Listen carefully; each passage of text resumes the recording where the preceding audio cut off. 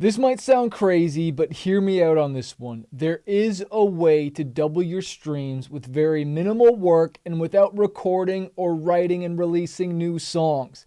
It has nothing to do with running ads, even though that never hurts. And make sure you wait to the end for this last tip because it goes crazy. So if you want to double and triple your streams, one of the easiest things to do is re-release a song that is already out, but add a bigger feature to it. That's right, get a bigger artist on your song. Get them to sing the chorus. Maybe pull one of your verses and have them sing the verse. But feature a bigger artist on your song and re-release it. It'll have a new ISRC code. It'll be treated like a brand new song. Then you both can pitch it to Spotify. And you even lift in a microphone. You know what I'm saying? And then you can put it out there.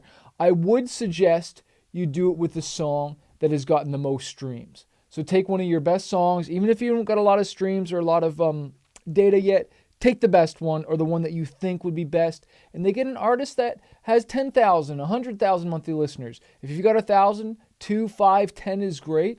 And be willing to invest the money in that, okay?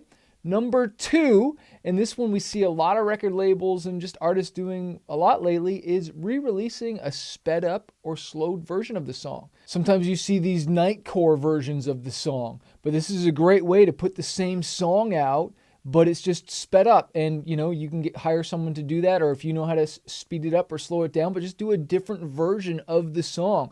We're seeing this all the time. I had someone hit me up for a nightcore version. I see on YouTube all the time where fans are leaving comments, this sounds crazy, sped up at 2, 3, 10x, the speed sounds crazy. So a lot of people like hearing different versions of the song, which leads me to number 3. And we've been doing this for years, and it's just been awesome, is we've been releasing the instrumental versions of the songs. Again, your producer has probably already bounced you the instrumental and even the acapella. So why not re-release the song, have the song, but also include the instrumental and the acapella version. Maybe you have another different version, and now you've got like a mini 3-song, 4-song EP, right? And again, this is just another way to get streams out. And I love releasing the instrumentals because I love listening to instrumentals because that's what I write to. But fans love them too. And we've generated thousands and thousands of dollars in royalties over the years from having the instrumental versions, okay? Number 4, and you probably already guessed it, where I was going with this, take the same song again, do a stripped down version of it, acoustic version. If you can play acoustic, or you strip it down, or do something cool with that, or you can do a remix. Hire somebody to do a remix of the song, which we've done tons of remixes, EDM remixes, rock remixes, hip-hop remixes. Get creative. Again, this is allowing you to leverage something that's already done and allow somebody else to put their whole thing on it. All right. Now that's what you can do on the song side, but what can you do on the data side? I'm going to share my screen and show you 2 more amazing tips that you can do to really increase your streams right away. It costs you nothing.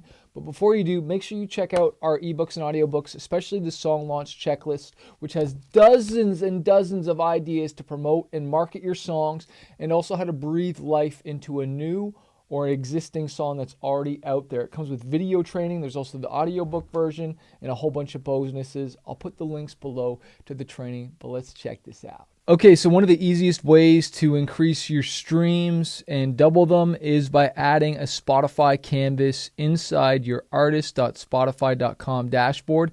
As you can see here, I have an upcoming release, and if I scroll down here, it says Add Canvas.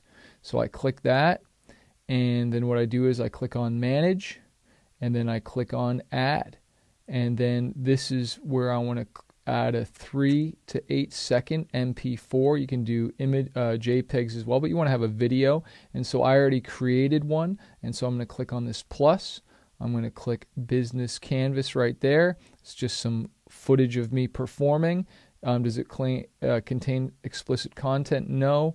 And then I click Next. I click Agree to the terms, and then Post, and then Spotify will add that. Now, the reason the canvases are so powerful is because while people are listening to your music on their device, it's just another way that they can connect to you. It makes it easier for them to share, builds more bond, and just from the data that Spotify has told us, it can increase your streams by 181%, because more people will like it, more people will share it, more people will save it and stream it, etc. So definitely want to go back to your other songs and add more videos.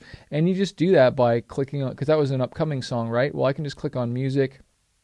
I can click on songs, and I can go to any song that I want that maybe doesn't have a canvas, and I can go and add it. Like, I don't know if this song has a canvas or not. If I click manage canvas, it looks like, yep, it does. So anyways, you can go to any of your older songs. I would definitely do it with your most popular 10 songs, 15, 20 songs. I did it to I think to our like 50 or 100 of them, because we wanted to make sure they were all loaded up, you know what I'm saying? And so go and do that. Now, the last and final tip, and this is in YouTube. So if you go to your YouTube Studio dashboard and you click on content, and I'm going to go to this song right here. So this song, Born to Be a Legend, was recently featured in the Olympics. And I didn't know, or I didn't think the thumbnail was that great. And so YouTube has recently added this new feature. If you click on the pencil and details here, and then you come down to where the thumbnail is, and you click on these three dots, you have the opportunity to do a split test. And so I've literally uploaded 3 different thumbnails right now. And the data isn't in yet because the split test is still going. But it'll basically show each thumbnail, and whatever one gets the highest click-through rate, that's the one I'll pick. And so I was going to do that with this one right here to show you. So if I click on these 3 dots and I click on view test, it looks like, okay, here we go. Here's some data. So it was split testing between these 2, and it says this was the preferred one. And so it looks like YouTube went with this one. I was split testing when this one got a 53% higher click-through rate compared to this one.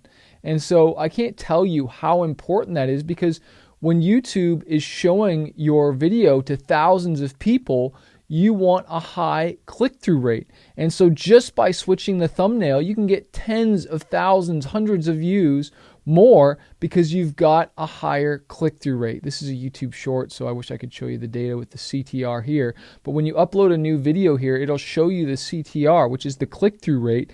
And by having banging thumbnails that look great, that's going to increase your chances of getting viewed 10 times more. So like, see if I can click on here, and you can see view test report. Like, this is the original one, but I think this one's going to crush it. It's just closer eyes. It pops more. But again, let's let the data show. So it says, look, estimated time remaining 13 days and 10 hours. So not enough information to display data.